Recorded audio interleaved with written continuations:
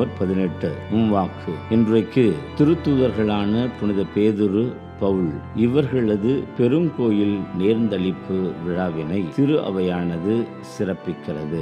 இந்த உயர் பேராலயங்கள் வத்திக்கானில இருக்கிற மற்ற 2 பேராலயங்களோடு முதன்மை இடம் பெற்றவைகளாக இருக்கின்றன. திருத்தூதர்களான பேதுரு மற்றும் பவுல் இவர்கள் திரு அவைக்கு செய்திருக்கிற பணிகளும் அவர்களது பங்களிப்பும் மிகவும் உயர்ந்ததாக கருதப்படுகிறது. பேதுருவின் ஆலயம் திருத்தந்தை அவர்கள் இருக்கிற அந்த அரண்மனைக்கு அருகில் இருக்கிற உலக மக்கள் கூடுகிற ஓர் மாபெரும் பேர் ஆலயமாக இருக்கிறது. பேதுருவின் மாபெரும் தலைமைத்துவம் பலவீனர்களாக இருந்தாலும் இயேசு ஆண்டவரால் பணிக்கப்பட்ட கொடுக்கப்பட்ட பொறுப்பு கடைசி வரை அதற்கு உண்மையுள்ளவராக இருந்து இயேசுவுக்கு சான்று பகர்ந்து உயிர் விடுகிற அவரது வாழ்க்கை நிலை. அதே போல பவுல் புறவனத்தாருக்கு திருத்தூதராக இருந்து நற்செய்தியின் மீது அதிகமாக ஆர்வம் கொண்டு அதன் மூலமாக இறுதியிலே தன்னுடைய உயிரை போகிற நிலையிலே மறைசாட்சியம் அடைந்து கிறிஸ்துவ தலைமைத்துவத்திற்கு சான்று பகருகிறார் என்று